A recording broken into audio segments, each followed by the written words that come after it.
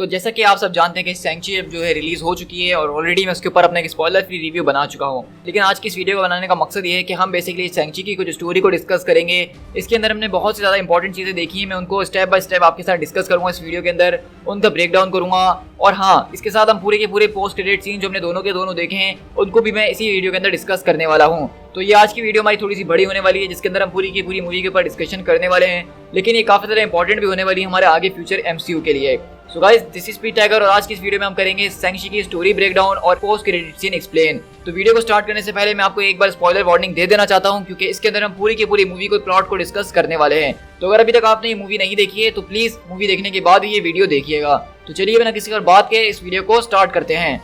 तो अगर हम शैंग-ची के प्लॉट के ऊपर बात करें तो हम में से किसी ने भी पहले ये नहीं सोचा होगा कि हमें इसका ये प्लॉट इतना ज़्यादा बड़े लेवल में दिखाया जाने वाला है। हमने सोचा था कि शैंग-ची जो है एक ग्राउंडेड लेवल की मूवी होने वाली है, जहाँ पे शैंग-ची जो है अपने फादर से लड़ने वाला है। लेकिन जैसा कि मैंने आपको पहले भी कहा था कि मार्वल मूवीज के अंदर जो विलन दिखाया जाता है ट्रेलर्स के अंदर, वो असल विलन नहीं होता है, बल्कि असली विलन जो होता है वो कुछ से कुछ ज्यादा ही बड़ा होता है। लेकिन ये बात माननी पड़ेगी कि शैंग-ची का जो ओरिजिनल विलन था, यानी कि मेन विलन, वो बहुत ही ज्यादा बड़ा था, जिसको मैंने एक्सपेक्ट नहीं करा था। इस विलन का यहाँ पे हमें नाम बताया गया है द ड्वेलर ऑफ डार्कनेस, जो कि सारे के सारे लोगों के सोल सक करता है बेसिकली और अपने आप को फीड करता है, और ये एक तरह का डिमोनिक क्रिएचर है। अगर हम ड्वेलर ऑफ डार्कनेस की बात करें तो ये कॉमिक्स के अंदर एक बहुत ही जबरदस्त किस्म की एक बीइंग है, जो कि इसी तरह के खतरनाक काम करती है।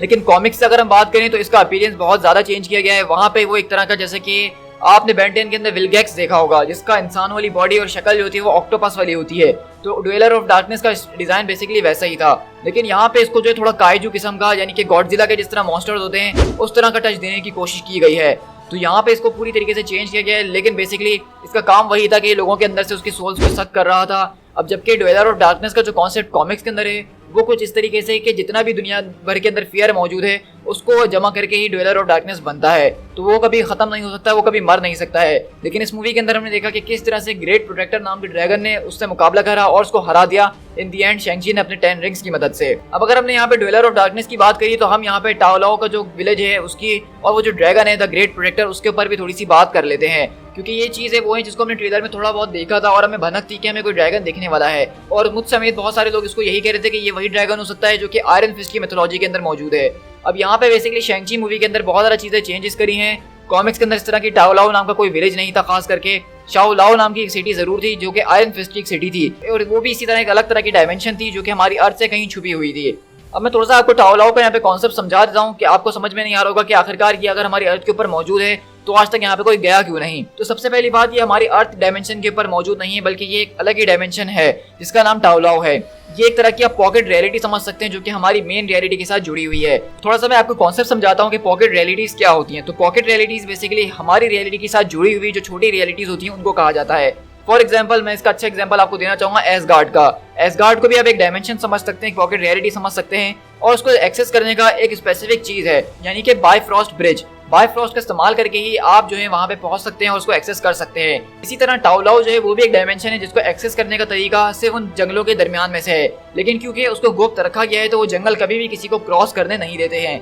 और जिसको वो सही रास्ता पता होगा तो वो आसानी से उन जंगलों के आर पार जाके उसको एक्सेस कर सकता है। अब हमने देखा कि ये पूरी की पूरी जगह जो एक बहुत ज्यादा मिस्टिकल जगह लग रही है, और उसके ओरिजिन के ऊपर हमें बस यही बताया गया कि ये तकरीबन 4000 साल पुरानी है। जब ये ड्रैगन आया था तो उसके बाद इस सिटी को बनाया गया था, और हमने देखा कि सिटी के अंदर जितने लोग होते हैं उनके वेपन्स, उनके कपड़े, वो सब ड्रैगन की खालों से बने हुए होते हैं। ड्रैगन उनको जो है पावर दे रहा होता है, तो यानी कि पूरी की पूरी सिटी जो है वो ड्रैगन के ही अंडर काम करती है, और वो ड्रैगन ही इनकी पूरी की पूरी मेन सोर्स है। अब अगर हम इस ड्रैगन की बात करें जो कि हमें काफी ज्यादा पावरफुल एक तरह की एंटिटी नजर आई है, तो इसके बारे में यहाँ पे कोई एक्सप्लेनेशन मूवी के अंदर नहीं दी गई कि ये कहाँ से आया है, इसके पास इतनी पावर्स कैसे आई है, ये कौन है, ये किस तरह से काम करती है। हम इसको इतना मान के चल सकते हैं कि जिस तरह हमने मार्वल सिनेमैटिक यूनिवर्स के अंदर ईगो द लिविंग प्लैनेट देखा था जो कि एक सेलेस्टियल बीइंग बताई गई थी, तो हम इस तरह मान सकते हैं कि शायद ये ड्रैगन भी जो है ये भी एक तरह की सेलेस्टियल बीइंग ही है, और तभी इसके पास इतनी ज्यादा ऑसम पावर्स मौजूद हैं। इसके बाद अगर हम अपने सबसे बड़े मगफिन की बात करें, यानी कि इस मूवी का जो पूरी अट्रैक्शन थी वो थी 10 रिंग्स। अब मैंने इस बात की पूरी उम्मीद करी थी कि 10 रिंग्स का एक बहुत ही औसम किस्म का ओरिजिन में बताया जाएगा, जो कि हम कई सदियों पहले देखेंगे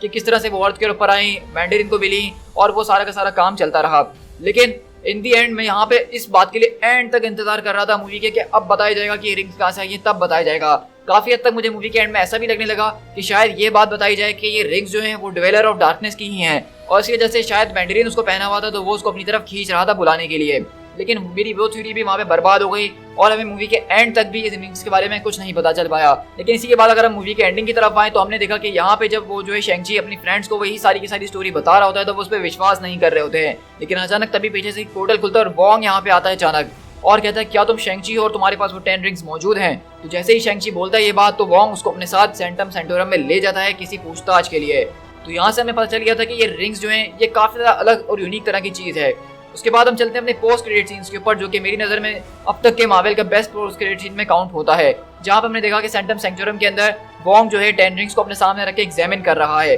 और वो ये बेसिकली हमें बता रहा है कि उसने इससे पहले आज तक इस तरह की कोई चीज नहीं देखी है। तो इसका हिंट हमें बेसिकली शेंग-ची के ट्रेलर वीडियो में मिला था, जिसको मैंने आपको पहले भी बताया है कि ये बताया गया था कि ये इस यूनिवर्स के अंदर होने वाली सबसे ज्यादा स्ट्रॉन्गेस्ट चीज है। तो उस वक्त हम लोग उसको मजाक में ले रहे थे कि शायद यहाँ पे ये लंबी लंबी छोड़ने की कोशिश कर रहे हैं। लेकिन अब जब वोंग अपने मुंह से ये बात बोल रहा है कि उसकी जितनी भी मिस्टिकल बुक्स हैं उसके अंदर भी इसका कोई जिक्र नहीं है और जितनी भी उसके पास नॉलेज है ये उससे पुरानी चीज है बहुत। और वहीं पे हम देखते हैं कि सरप्राइजिंगली यहाँ पे वोंग किसी और से भी मशवरा ले रहा होता है इस चीज के ऊपर और हमारे पास वहाँ पे 2 कैमियो कैरेक्टर्स मौजूद हैं, जिसमें से सबसे पहले ब्रूस बैनर होते हैं और वो कहते हैं कि इसके अंदर से मैं जो देख रहा हूँ मैं ये अंदाजा लगा के कह सकता हूँ कि ये इससे भी बहुत ज्यादा पुराना है। मतलब टाओलाओ की जो सिटी बनी है, ड्वेलर ऑफ डार्कनेस जब अर्थ के ऊपर आया था, ये सब उससे भी बहुत ज्यादा पुरानी बात है। यानी कि ये कहीं सदियां कहीं अरबों लाखों साल पुरानी बात है इस चीज का ओरिजिन। और यहीं हम अगर ब्रूस बैनर के ऊपर गौर करें तो आप देख सकते हैं कि इस वक्त बैनर जो है प्रोफेसर हल्क नहीं बल्कि नॉर्मल ब्रूस बैनर वाली फॉर्म के अंदर है और हम देख सकते हैं कि अभी भी उसका एक हाथ में जो है वो जख्मी हुआ है एंड गेम की वजह से। लेकिन अब हमारे पास सवाल यहाँ पे ये आता है कि जब बैनर और हल्क की दोस्ती हो चुकी थी और वो प्रोफेसर हल्क बन गया था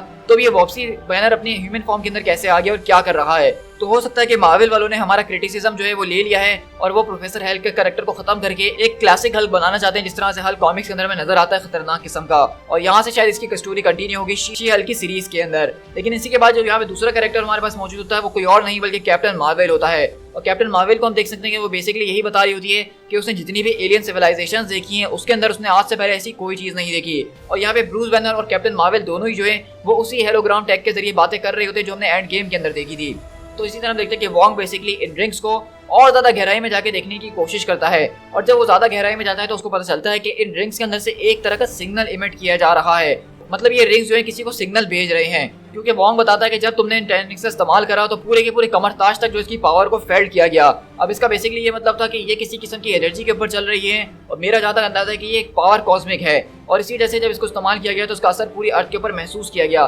जिस तरह इन्फिनिटी स्टोन्स का असर जो है पूरे के पूरे प्लेनेट के ऊपर महसूस किया गया था। अब हमें यहाँ पे एक बहुत ज्यादा जबरदस्त किस्म का हिंट मिलता है वोंग के जरिए। तो यहाँ से तो हमें ये बेसिकली एक हिंट मिल चुका है कि यहाँ पे जो भी कोई खतरनाक किस्म की बीइंग है या कोई भी चीज़ है जिसकी ये रिंग्स है बेसिकली वो शायद अब अर्थ की तरफ आ जाएगी, क्योंकि ये सिग्नल भेज रही है। अब ये एंटिटी कौन हो सकती है इसके ऊपर हम एक अलग से वीडियो बना के उसके ऊपर डिस्कशन करेंगे, लेकिन अभी के लिए मैं आपको मोटे मोटे कुछ लोग बता देता हूँ। इसमें गैलेक्टस हो सकता है सबसे बड़ा हमारा, इसके अलावा सेलेस्टियल्स हो सकते हैं जो कि हम इटर्नल्स में देखने वाले हैं और उसके बाद अगली मूवी आ भी इटर्नल्स ही रही है, तो हो सकता है कि ये इसी से कनेक्ट हो रहा हो और या फिर इसके अलावा कोई मल्टीवर्सल बीइंग आ रही हो और ये सारे के सारे मेंबर्स डॉक्टर स्ट्रेंज 2 के अंदर ये सारा का सारा प्लॉट कनेक्ट किया जाएगा। लेकिन इसके ऊपर हम डिटेल में एक और वीडियो के ऊपर बात करेंगे। तो इसी के बाद हम देखते हैं कि वोंग बेसिकली शेंग-ची और केटी को ये बताता है कि अब तुम लोग जो इस यूनिवर्स का हिस्सा बन चुके हो, तुम लोगों के बाद जब ये रिंग्स आ चुके हैं तो उसके लिए तुम्हें जिम्मेदार भी बनना पड़ेगा। और बेसिकली ब्रूस बैनर यहाँ पे उनको वेलकम करते हैं अपने सर्कस के अंदर। तो उनका कहने का ये मकसद है कि बेसिकली शेंग-ची ने जो है ऑलरेडी अपने पहले मिशन के बाद ही एवेंजर्स को ज्वाइन कर लिया है।